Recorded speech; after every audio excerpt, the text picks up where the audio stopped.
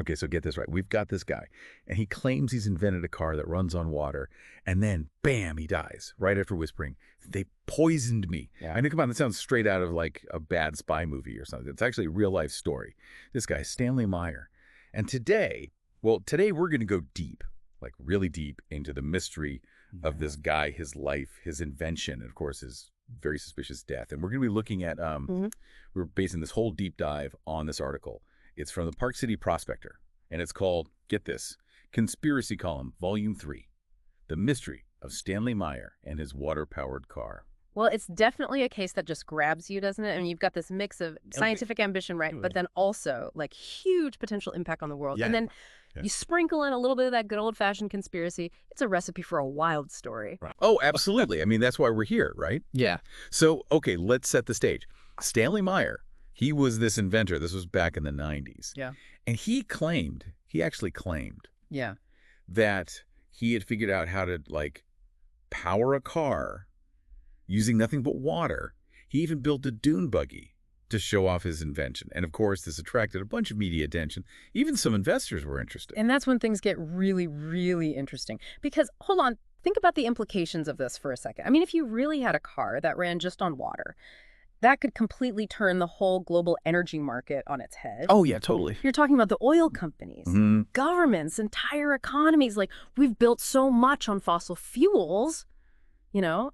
There are a lot of very powerful players who might not be too happy about this kind of technology. That's a really good point. And it makes you wonder, right? Like, did someone see Meyer as a threat? Is that what happened? Is that why he ends up dead? I mean, under such weird circumstances? Well, all right. Let's take a step back for a second and look at the actual facts. So Meyer, he died on March 21st, 1998. He was at a restaurant in Franklin County, Ohio. And the story goes, like, he took a sip of cranberry juice and started choking, then ran outside and collapsed. But here's the thing. His last words, at least according to people who were there, were, "They poisoned me." I know, right? Chilling. But hold on. The police, they investigated this whole thing, and they said, you know, they concluded that he died from a brain aneurysm. He had a history of high blood pressure, and the toxicology report, like the tests they did, showed that there was no poison. So case closed, right? Well, maybe, maybe not. I mean, yeah, the medical evidence, it seems pretty clear, a natural cause of death. But then you have these last words, like, why would he say he was poisoned if it wasn't true? Yeah, that's the thing, right? Was he, like, paranoid? Did he actually believe that someone was out to get him? Okay, so let's just, for a second, let's play devil's advocate here. What if he was just paranoid? I mean, think about it. He was saying he invented something revolutionary, something that could change the world.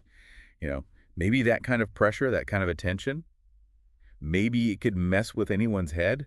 That's true. That's definitely possible.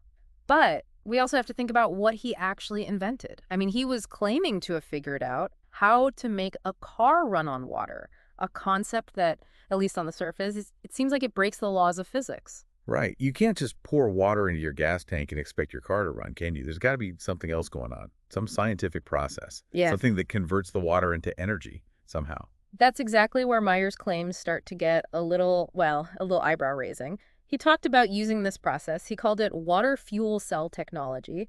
And basically what he was saying was that you could split water molecules into hydrogen and oxygen gas using electrolysis, and then you could use that hydrogen gas to power the engine. Okay, I'm starting to get it, but there's got to be a catch, right? I mean, if it were that simple, wouldn't we all be driving water-powered cars by now? Well, there are a couple of big problems with that. One of them has to do with, like, the laws of thermodynamics. You know, the basic rules of how energy works. It takes energy to split those water molecules, and the energy you get back from burning the hydrogen. It's just not enough to make the whole thing self-sustaining. You would always need to put in more energy than you get out. So it's like, what? Yeah. Try to fill like a leaky bucket, but you're only using the water that's leaking out. You're never going to get it full. That's a perfect analogy. And that's why a lot of scientists and engineers, they just don't think a truly water-powered car is possible. At least not with what we know about physics right now. So, okay, so if that's the case, why did this guy, Meyer, why did he get so much attention? Was it all just a big show? Well, he did build a dune buggy, and he drove it around, and he said it ran on water.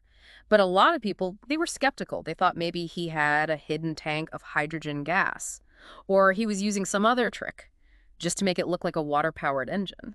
So maybe he was, like, a really good con man. taking advantage of people who wanted a clean energy future. Maybe. Or maybe he really believed it. Maybe he was convinced that he'd discovered something groundbreaking, even if the science didn't add up. And that's what makes his story so interesting. Was he a fraud, Yeah. a visionary, or something in between? And if there was something to his invention, even if it wasn't perfect, could that be the reason why he died under such suspicious circumstances? That takes us right into the heart of all the conspiracy theories, and that's something we're going to dive into. But first, a quick break. We'll be right back. Okay, so we've been talking about Meyer's water-powered car, and the science behind it is, well, let's just say it's a little shaky. But for a second, just for a second, let's say there was something to his invention. Even if it wasn't as amazing as he said, would that be enough to make him a target? That's where all these conspiracy theories come from. You got to remember, Meyer said he was getting threats from oil companies, and he even said he was offered bribes to just bury his work. He really thought someone was trying to shut him up to protect their profits from the fossil fuel industry. So we're talking about big oil. Yeah. Those shadowy figures in suits, pulling strings behind the scenes, trying to suppress a technology that could hurt their empire. It does sound like something straight out of a movie, doesn't it? But let's think about the motives for a second.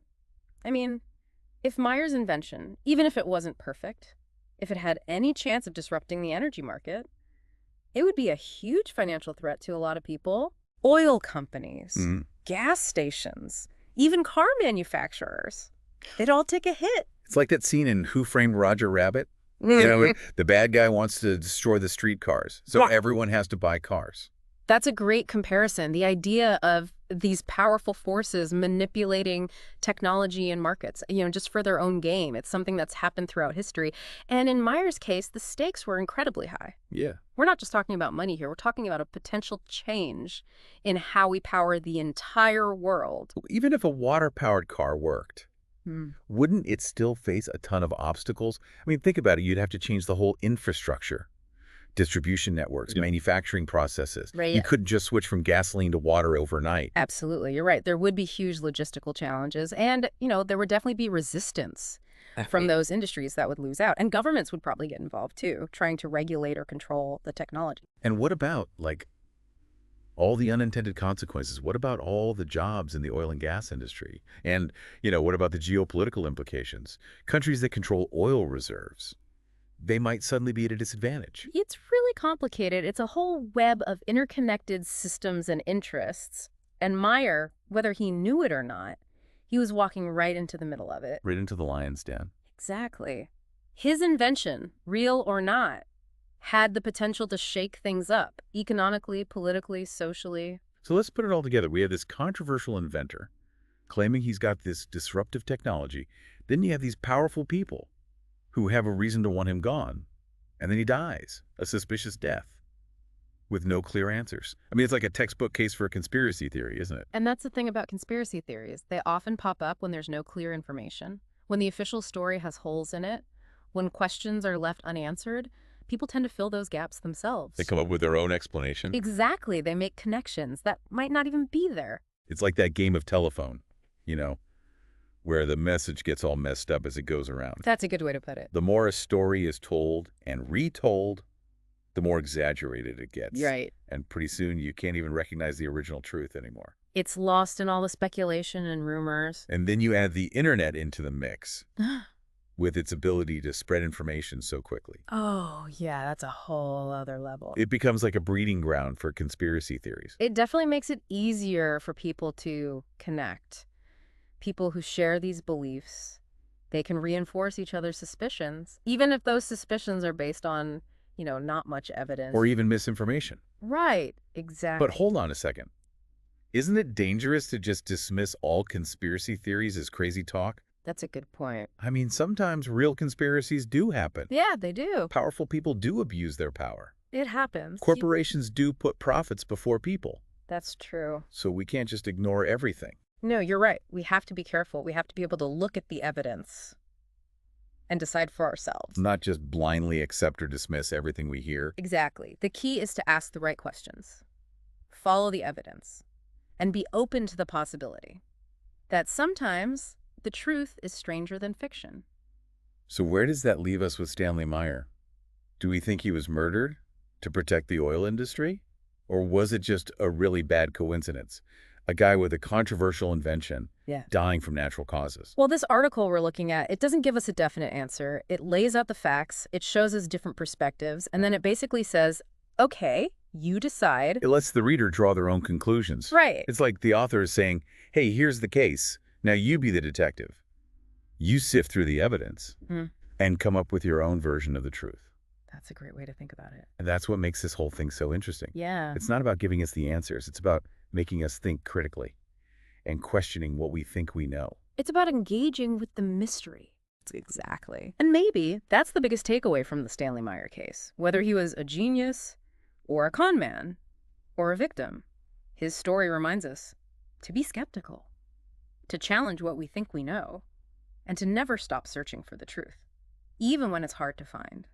So we've talked about the science, the conspiracy theories, Mm. the possible motives, Yeah. and the mystery of how he died. But there's another part to this story, something that goes beyond just the details of this case and touches on something much bigger. You know, it's interesting, Meyer's story, whether his invention actually worked or not, it feels like it taps into something we all kind of want, this desire for a cleaner world, right? Right. More sustainable future. Makes you think about all the fossil fuels we use and the impact that's having on the environment. And, you know, if there are other technologies out there, that could change things. It's like his story, whether it's true or not, it's become a symbol, you know, the symbol for hoping for a world where innovation wins, where sustainability wins, and they triumph over, you know, like those who just want to protect their own interests and their short-term profits. Yeah, exactly. And it definitely like connects with all this stuff we worry about today. Climate change, finding clean energy solutions. Right. It's like Meyer, I don't know if he meant to or not, Yeah. but he started a conversation about the kind of future we want and how hard it is to actually get there. And, you know, speaking of hard, one thing that really struck me about this whole thing is how easily misinformation can spread, especially when we're talking about, like, complicated science stuff. People hear water-powered car, and they get so excited, they jump to conclusions without really understanding, you know, the science behind it, or if it's even possible. It's like that saying, a little knowledge is a dangerous thing. People want easy answers. Right. So they get caught up in the idea of a simple solution, even if it's not realistic. They overlook the warning signs. They don't even see them. They just want to believe. And that's where, you know, that's where critical thinking is so important. Oh, absolutely. We got to be able to look at information, figure out what's true, what's not, especially now with the internet. Anyone can say anything. Yeah. And make it sound legit. You're constantly being bombarded with information. All the time. And you have to figure out how to filter it. What to trust, what not to trust. Exactly. You almost have to be skeptical, not in a cynical way, but in a thoughtful way. So, okay, before we wrap up this deep dive, I have one last thought I want to leave you with. What if Meyer's invention actually had been real? What if he had figured out how to make a car run on water? What do you think the world would be like today? It's a really interesting question. It makes you imagine a totally different future. Right. Maybe the climate crisis wouldn't be so bad. Maybe we wouldn't be so dependent on oil. Maybe we'd be living in a more sustainable world. A world where innovation is actually pushing us forward. It's kind of a sad thought too, isn't it? This idea that maybe we could have had that. Yeah. But things just didn't go that way. But maybe, you know, maybe Meyer's story, it can remind us that we humans are capable of amazing things and that we need to keep looking for solutions for the problems we face, even if a water-powered car stays a dream. The search for clean energy, it's more important now than ever. Well said. And on that note, I think that's about all the time we have for today. Thanks for joining us for this deep dive into the mysterious case of Stanley Meyer and his water-powered car. Hopefully we got you thinking a little bit. And questioning everything. Until next time. Keep diving deep.